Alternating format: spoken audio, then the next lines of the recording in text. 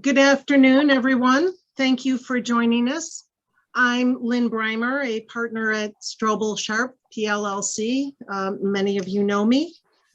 We're looking forward to this program, Why Women Leave the Restructuring. The other members of the panel will introduce themselves, and we'd like to thank Mark Swanson of Miller Canfield for agreeing to participate as an active member of our scenarios this afternoon. Megan? Hi, everyone. Thank you for attending. Hopefully we're not all burnt out on Zoom. My name is Megan Baxter. I'm an associate at Miller Canfield. And yes, would like to thank Mark for assuming a role that he is totally ill-equipped to play. So we'll just preface that by saying this is not Mark's character. Hi, everyone. My name is Brandi Dobbs. I'm an associate over at Schafer and Weiner, working primarily on bankruptcy, restructuring, and various litigation issues. I'm going to echo everyone else's comments here. Mark, thank you so much for being here and helping us out with this. We really appreciate it. Well, thanks for putting it together. It's going to be a great program. So recently, Eastwood Partners, an executive search and human capital consultancy based in New York, released results of a research project analyzing and comparing gender disparity in the field of turnaround, restructuring, and bankruptcy. The members of the panel found the numbers to be illuminating. Approximately 2 in 5 bankruptcy lawyers are women, but women make up just 18% of managing partners across bankruptcy law. Approximately 1 in 5 turnaround and restructuring consultants are women, mostly at the execution level and waning off with seniority. Approximately 1 in 8 special situations professionals and private equity are women. And when you look at the senior management level, that drops to just 8%. Approximately 1 in 10 distressed and special situations investment bankers are women, but women represent just 7% of senior management level distressed or special situation bankers. Although these numbers are stark, they probably do not come as much of a surprise to anyone participating today. There are disproportionately low numbers of women in these fields, and even fewer who are able to stick around and make it to the top. So this is going to bring us to our presentation, but before we get started, we have a quick warm-up exercise that we would like to go through with everyone. So a lot of you are probably familiar with the game Never Have I Ever.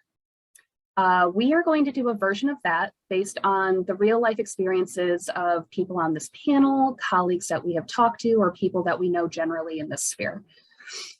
So for those who are new to Never Have I Ever, we will be reading statements. Those statements are going to begin with the words, never have I ever.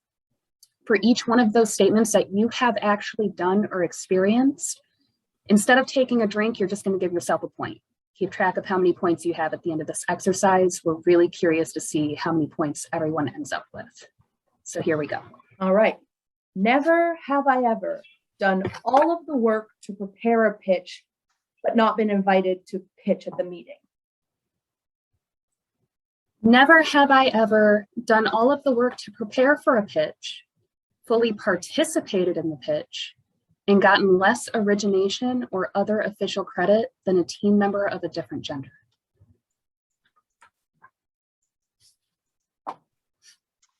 Never have I ever been part of a pitch where I was at the same level of seniority as the others on the pitch, yet not been granted a speaking role. Never have I ever had my name included in the bio in a pitch that I wasn't a part of just to make the team look more diverse. Never have I ever walked into a meeting of 6 or more people and have been the only person there of my gender.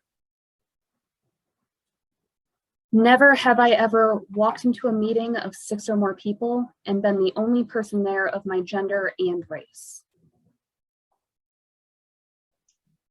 Never have I ever been part of a pitch where I excuse me. Never have I ever been told that my name goes last on my own work product and men's names go first above mine because simply that's the way it is and that's what people expect to see. Never have I ever been told that I can have a successful career or a family, but not both. Never have I ever had work taken away or had a senior colleague refuse to put me on project because I was planning to go on maternity leave. Never have I ever had a male partner walk in on me while I was pumping breast milk because the firm refused to let me have a lock on my door. Never have I ever been accused of advancing in my career, not because I worked hard and was good at what I did, but because I slept with the right people. Never have I ever been taken off of a matter because the client preferred to work with people of a different gender than mine. Never have I ever offered an idea in a meeting and have been ignored while a person of a different gender offered the same idea 5 minutes later and was applauded for it. Never have I ever been told that I was being aggressive or hostile or emotional for voicing my opinion. Never have I ever been told by a colleague to just calm down. Never have I ever been excluded from an after-work social event that colleagues of the opposite gender were invited to. Never have I ever been referred to sweetheart, as dear, or young lady in a professional setting. Never have I ever had a person of equal seniority to me direct me to take notes at a meeting that we were both attending. Never have I ever been asked to get coffee for colleagues in a meeting. Never have I ever been criticized at work for my appearance. Never have I ever been demoted or gotten a bad review after refusing a more senior colleague's sexual advances. Never have I ever been demoted, gotten a bad review, or suffered other retaliation after making an official complaint about harassment of any kind. Never have I ever tried to make an official complaint about harassment and been asked, "Are you sure that's really what happened?"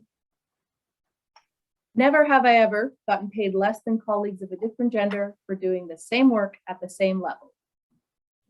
Never have I ever listened to colleagues or clients make misogynistic, racist, or homophobic jokes and have been afraid to speak up. Never have I ever spoken up after hearing colleagues or clients make misogynistic, racist, or homophobic jokes and gotten blowback as a result. Never have I ever gotten negative feedback from a supervisor because I had to leave work early to attend family issues. So now that we're through that exercise, just out of curiosity, how many of you got more than 5 points? More than 10 points? Maybe even more than 15 or 20 points. And I guess the flip is also well worth inquiring. Did anyone get 0 or less than 5? Now that's, the issue here is how many of us are being put in these situations and having to react or control ourselves in order to advance our careers. According to NPR, women have quit their jobs or changed industries at twice the rate of men during this pandemic, speeding up what was already the start of the Great Resignation. COVID has arguably been one of the biggest disruptors that we've experienced recently, excuse me, and has forced an inflection point on how we live and work. So the question for us is, do we find a way to make turnaround and restructuring and bankruptcy work for women? And if so, how do we do that? And we're going to talk about what perhaps makes women leave the professions, but what would also encourage them to stay. So we'd like to explore these questions through a bit of a different structure than the usual panel presentation. We hope that this will be an interactive discussion. We're going to present 3 different scenarios and vignettes, each of which has been taken from real life experiences, with the names changed, of course, to protect the innocent and maybe even the not so innocent. After each one, we will split into breakout groups where we will ask everyone to discuss the vignettes. There's going to be a slide coming on the screen that just offers some prompts and thinking points as you watch the vignettes.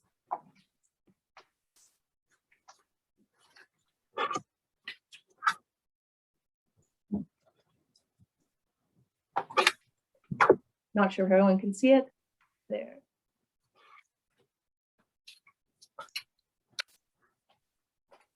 After 5 minutes, we're going to join back in the main room and you'll have the ability to unmute yourself and we can discuss what your thoughts were on the questions and overall impressions of the scenarios you saw.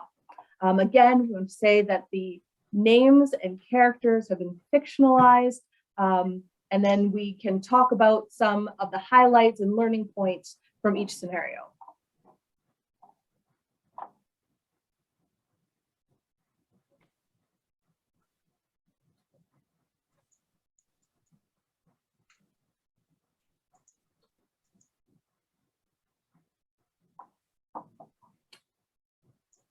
Lynn or Brandi, do you want to kick off scenario number 1? No, I'm ready. I'm ready. All right. So our first scenario involves the compensation interview. I've actually had a similar situation occur in my own career. So we'll set the scenario. Brandi and Chad, both senior associates in the same year at a large law firm. They've been staffed on the same cases all year long. Brandi has worked more hours, with most of her assignments relating to research and writing. Chad has been on several on-site visits with the clients, has argued several motions in court, and now it's time to determine compensation. The firm has a black box compensation system, meaning no one really knows what goes into the determination. Brandi has learned through word of mouth that Chad has gotten a significantly larger raise and bonus than she has. Brandi is now about to sit down with a member of the comp committee for the annual post-compensation letter interview. How does that go? All right. Hi, Mark. Thank you so much for agreeing to have this interview with me. I just wanted to sit down and talk with you after I got my compensation package for the year and discuss that with you for a little bit. Well, great. Yeah, happy to do it. I understand that you got a raise and a bonus this year. Congratulations. Were you happy with the results of the comp process? I did receive a raise and a bonus this year. Thank you. I do just have a few concerns though. So some other coworkers have brought to my attention that my compensation package is maybe below average for the firm.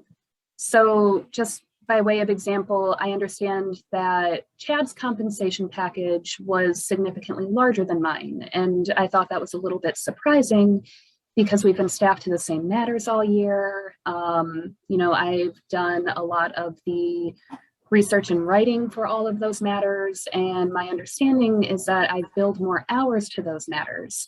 So I'm a little concerned. I've done some research and I do think that my compensation package is below market for other similarly situated associates. So I just wanted to take this opportunity to discuss with you the value that I provide in this role and how I can see that compensated in my package. Oh, well, I'm really shocked to hear that. You must know compensation is a confidential matter at our firm, and I can't discuss other employees or other associates' compensation with you. As a result, I can't confirm whether Chad's compensation was higher, lower, comparable to yours. But you should also know that compensation isn't all about qualitative metrics. It's not all about hours worked and things like that. We look at a lot of factors and we try to balance those factors and come up with the proper compensation and analyze each associate in a holistic manner. Some of the things we look at include the quality of work, the level that the associate's performing at, whether the associate is really putting themselves out there and being proactive. Another thing we look at, and especially in Chad's case, we look at whether the client's asking for a particular associate. And in our view, the compensation committee's view, that really carries a lot of weight with us, because at the end of the day, this is a client-driven business, and if a client is asking for a particular associate, we view that as a very positive thing, not only for their compensation this year, but for their ability to advance in this firm and be a member of this firm for a long time. Do you understand that? Yeah, I understand it. There's just a few things I would like to respond to. So I understand the expectation that things are meant to be confidential. This is why I'm bringing it directly to you instead of, talking to other coworkers about it. But as far as the metrics that are being evaluated, I understand that this is a client-driven business, and I think that's great. The client needs to be happy, and I appreciate that. But I also don't expect the client to really understand all of the legwork that's going to go in at the ground level. So while the client might see a lot of FaceTime with Chad, they might see him being the one, out in court winning the motion, they don't see that I'm the one behind the door doing the research, coming up with the arguments, creating the arguments that Chad is later using to win, writing a brief that Chad is later using to make his argument in court. I don't expect the client to understand that, but I do know that at the firm level, we do understand that. We do know that that's how business works here. And I think it's great that Chad's accomplishments are being recognized. I just want to see my accomplishments also being recognized. And I think the best way to recognize that is for it to be reflected in my compensation. Well, that's a fair point, but I'll go back to what I said earlier, and this is the view that the compensation committee has always taken. We put our clients first, and when a client is specifically asking for a specific associate, we put a lot of weight into that, and we as a compensation committee take that factor perhaps as much or greater than qualitative factors like hours worked or revenue on account of working fees. We really value what our clients want, because this is a client-driven business, and without clients, none of us would be here or even have this conversation.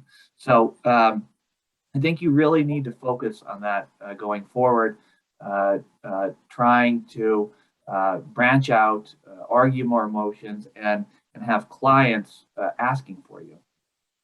I understand that, but it would also be difficult for me as an associate to force a client to connect with me when I'm not really being given opportunities to connect with a client.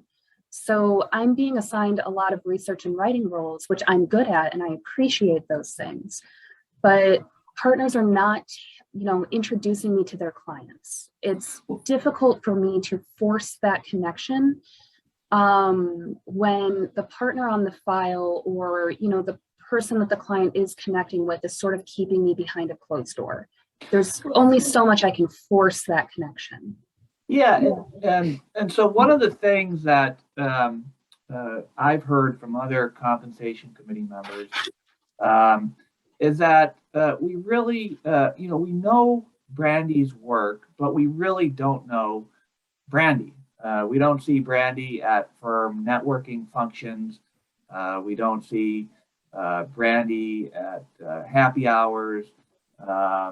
We only know Brandi's work. And so I think, if I were to provide you some advice, I would say, the way to get that work from partners and to get those introductions is to really start networking with your colleagues at the firm. Go to all the firm events and start meeting people and connecting people with that in that manner. That makes sense, and that's helpful. I just have two sort of interrelated concerns about that.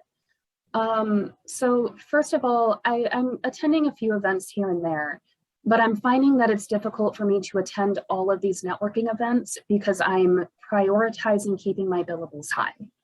So, you know, I'll attend a few events, but in order to attend all of the events for the full period of time, that would require me to sacrifice some of my working hours. And if that's the expectation, that's feedback that I need to hear because it's a little counterintuitive to me that I should be prioritizing social events over working. Second, when it comes to the smaller scale networking, I think we have a little bit of an issue that needs to be discussed. So, for example, I'm aware of other associates that, you know, the partner will invite them to discuss a case over beers at happy hour or over a round of golf or meet with the client over happy hour or what have you. But I'm seeing these opportunities largely going from male partners to male associates. And I feel like female associates are not being given the same invitation. I understand it. I do see a concern that there may be a stigma associated with male partners spending time with female associates outside of the office, especially kind of in a one-to-one scenario. But that does put associates like me at a little bit of a disadvantage. Like I specialize in litigation and restructuring. We don't have any female partners in the restructuring group. And almost all of our female litigators are in med mal or do appellate work or something that I don't do.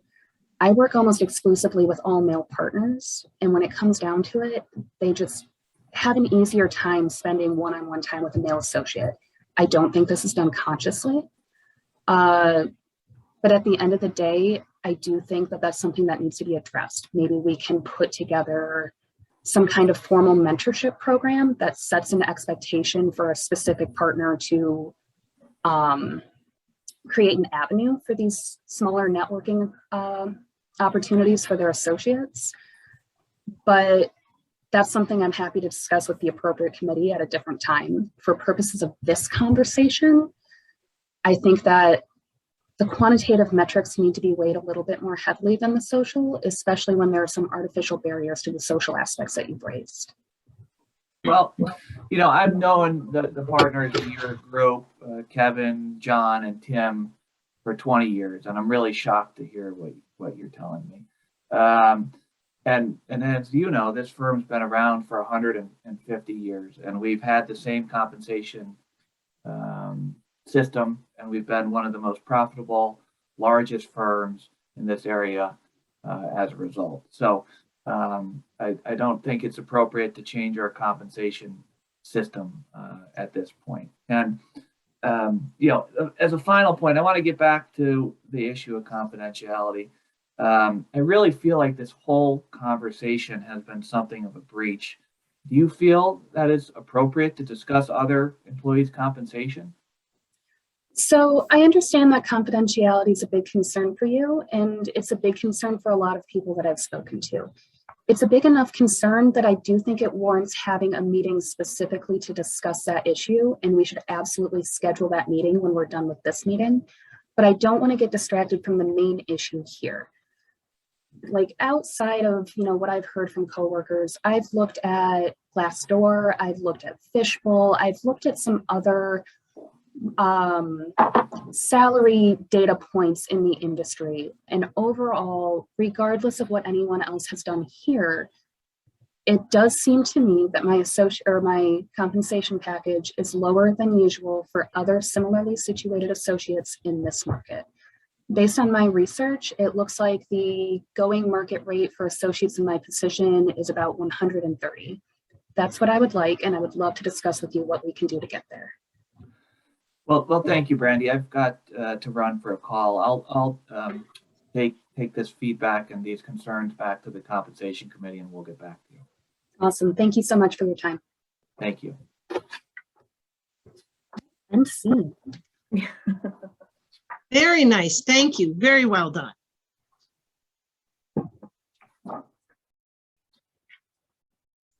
Oh, those were great points, Brandi. I really liked how you framed those things. Good thing this is recorded. We can refer to it later. Thank you. I thought about it so hard. I read there's like Very a well done. article about like compensation negotiations for women, and I was like, oh, that's helpful. Look for that. Yeah, it sounded great. So I think we're going to go in the breakout room now.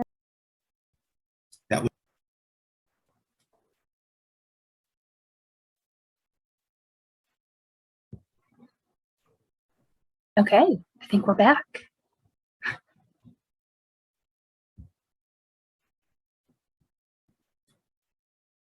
Okay, I think everyone might be muted.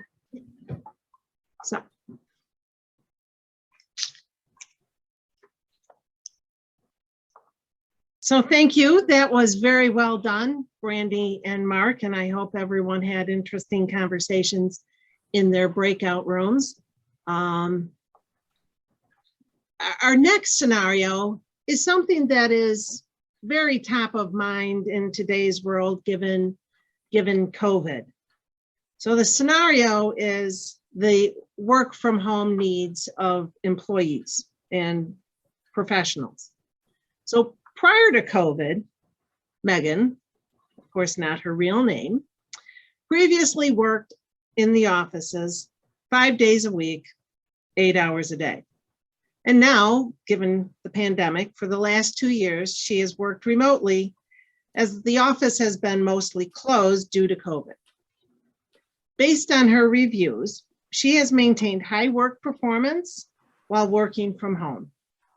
Now that the office is open again, management is asking that everyone return to the office 5 days a week, 100% of the time.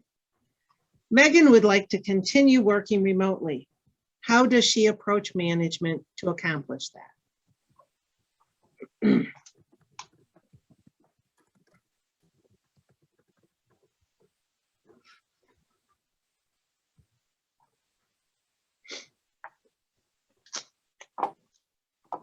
Oh, right. I think I'm unmuted now.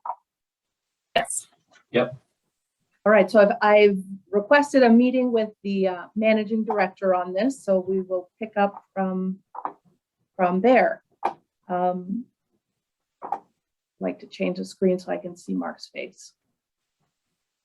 There you go. Well, thank you for meeting with me. I wanted to talk about the possibility of continuing to work remotely, even though the firm's going back to 100% in-person attendance. Well, yeah, thank you. Thanks for coming in today. I just love seeing everyone back here in the office. I really, Zoom served its purpose, but, in my view, everyone should be in the office. I don't know if you know much about my career early on, but I spent most of my younger years as a lawyer traveling and basically living in a hotel room on assignment for clients. And I feel like that interaction with clients when I was a young lawyer has really propelled me to, become a managing director of this firm. So, I'm happy to talk through it with you. Well, that's great. I'm almost the opposite of you, where I'm more introverted and I've actually kind of thrived in the working from home environment. It's been a nice way to balance. And I think that my reviews show that I've still remained productive while at home. So I was hoping to be able to keep that going. And we could talk about maybe an arrangement that would work for both of us. Well, I think I'm going to tell you something that's for your own good, but in my experience, I know you're a younger lawyer, but there's really no substitute for being in the same room as your colleagues and your client. If everyone else is here and everyone else is going to be here and you're remote at home, you're going to be missing out on all those spontaneous conversations, the just come in the office, let's have a phone call with the client, the collaborations and all the things that really built our firm to what it was, to what it is now, one of the leading legal firms in the world. In my view, you really need to be here, especially because all your other colleagues are going to be here. I can understand your perspective and things like the spontaneous conversation, which I guess before COVID, we would have thought would have to be limited to being in person. But with the technology that the firm has provided, those spontaneous conversations have still been able to happen. And I actually think that but for having this new technology, I would not have interacted with some of my fellow colleagues in that way. In some instances, it almost feels like we have a more personal connection when maybe they see my new office artwork in the background. So in that sense, I feel like I've still built strong connections, and I don't want to make it seem like I don't want to see my colleagues at all. And I can understand that there are times where in-person collaboration might be the most efficient. But prior to COVID, the firm's policy never really included 100% attendance. So I was just a little concerned now that it says 100% in-person attendance, and whether it's really a necessary thing, considering before it wasn't 100% and then we were 0% for the last 2.5 years, that maybe we can find a middle ground. Are you concerned about my performance while I've been at home? Well, Megan, I know we don't know each other very well, but I know that you have a young child or two at home, and so I think I just really want to cut to the chase here. Is this about you wanting to stay home with your kids during the day? And if that's the case, have you considered a part-time option here?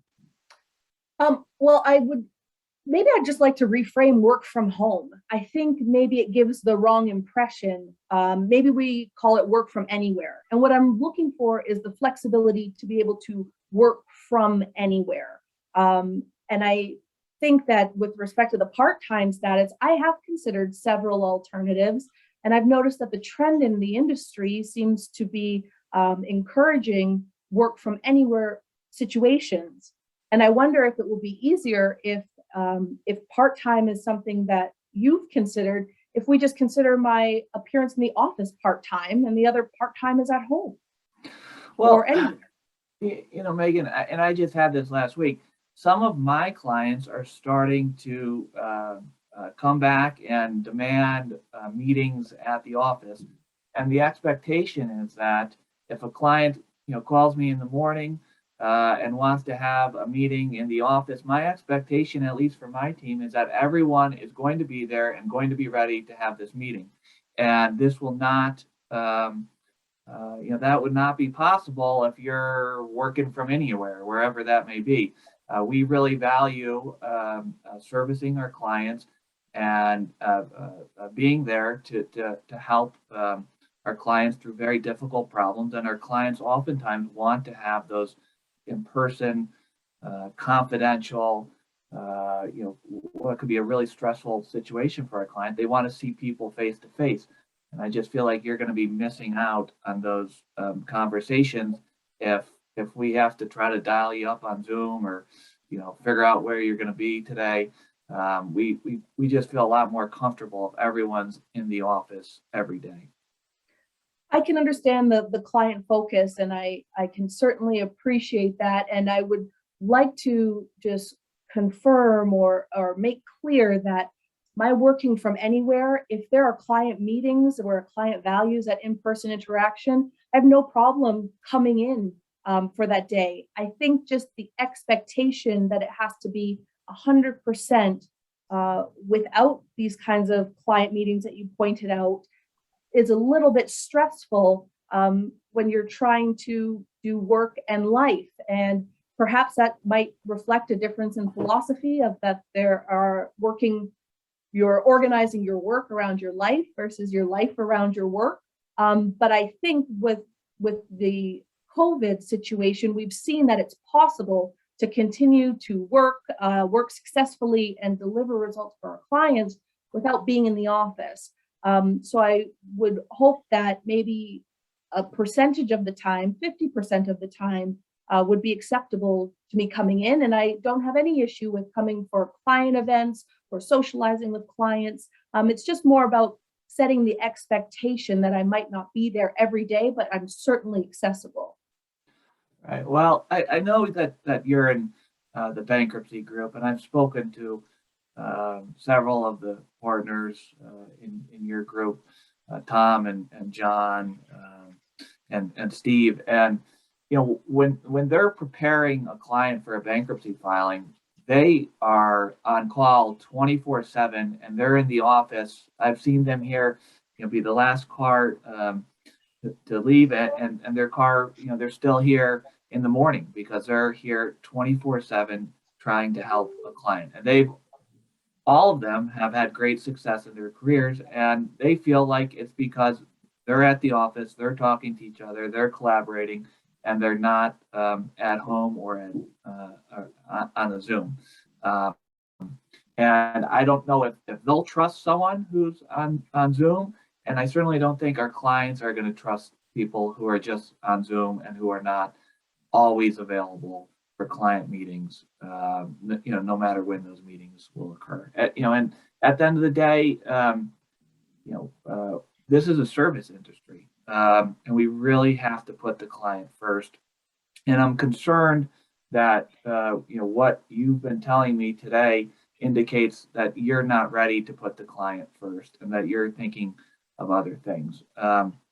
So, you know, that being said, I will discuss this with the other managing directors, and we will get back to you. Thanks for your time. Thank you. Thank you. Very well done. Thank you.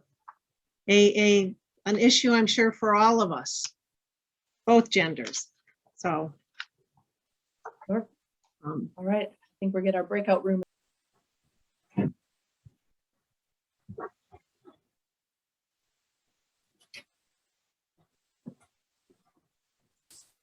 So that was very interesting, and we had a lot of interesting feedback in our breakout room group. I hope everyone else did. Very interesting topic and very topical in today's world.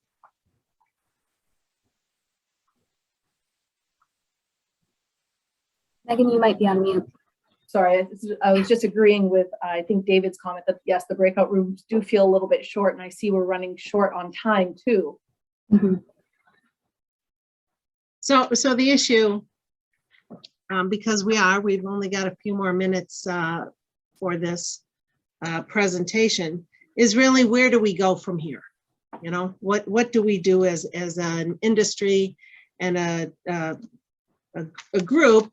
Because, you know, it's going to be critical in order for us to maintain a pipeline of talented women, talented younger people, that we need to see more parity in our senior roles of women. And we need to focus on the development of younger talent and providing younger female talent with the opportunities that men have historically been afforded. There are a lot of really good ideas out there, many of which benefit from the building of stronger ties and opportunities with clients that women need to be presented with. One example is a bank that found a way to encourage diversity among its outside law firms by creating a program called Spotlight on Talent. And its preferred firms can apply. And when they're accepted, the firms send their top diverse associates to participate in a full day of learning and one-on-one relationship building. And the associates get to meet with the bank's legal department and showcase their expertise and ability. And the bank was hoping that this would lead to in-house counsel calling on those associates in particular and pushing work to them. But they found out that didn't happen so much. So the bank launched an alumni program to then deepen the relationships with the associates.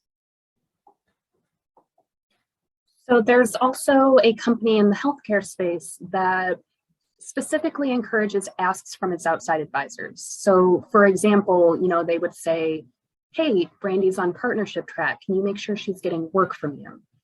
Another ask that was well received by the company was a 2-week program to send out associates to integrate with and learn about the client, kind of creating those connections on purpose rather than just waiting for them to develop naturally. Another example is a large tech firm that has created a program assigning 2 in-house mentors to associates at their preferred outside firms.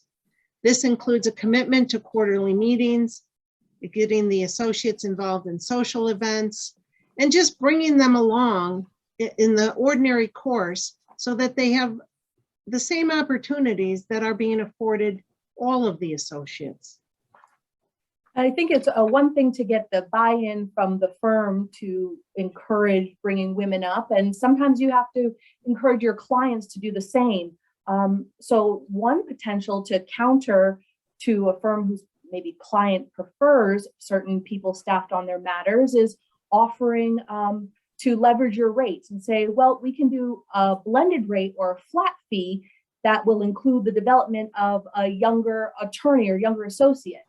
So the client, you can still afford to bring somebody up to speed and up the ranks, but it doesn't hit your bill as hard. Also, I think in being intentional is being transparent. And we don't want to suggest that all firms have to commit to work-life balance and mentoring and offering remote opportunities, but it is important that when you identify your own culture, whatever it be, that you're transparent about it. It will allow candidates to adapt their expectations and make an informed decision. I think it's just about being unapologetically you, and based on the candidates you receive and the staff that you keep, you'll see if your culture maybe fosters a positive or negative environment, but about being transparent, I think is paramount to setting the expectation. So, and another thing that could be done to help bring women along is for firms to get rid of a black box compensation program. All associates need to be able to compare their metrics and compensation with the other associates, but women especially need to understand how their compensation compares with and meets the criteria of their male partners. If it's not measurable, you can't fix it and you can't address it in your compensation system. Women need to understand and take proactive steps to raise themselves and to get themselves on parity with men. Women need to be put on pitches, the younger associates need to be put on pitches and given the appropriate credit for the work they have done and the role they have played in all of their assignments. But on the other hand, women also need to be encouraged to work remotely and reach a balance of work and family life. You know, as the senior member on this panel, I would make the following observation, because I've never, ever let my family or my other important priorities not take a priority. And women need to speak up for themselves. And we individually need to speak up for ourselves, and we need to speak up for each other and support each other, whether we need to leave early because we have a family commitment or we're not being treated fairly and given fair acknowledgement and recognition. You know, the better we all do, the better we all do. So Well that'll said. be my final words. So I hope you've all enjoyed this. I think we enjoyed putting it together. And hopefully, as Peggy Cummins and I noted that, you know, it's 40 years we've been doing this and it's almost the same place. Hopefully in 40 years, Peggy and I will come back as very aged members of the community and things will have changed and we'll have different topics to be discussing, but not bringing women into parity.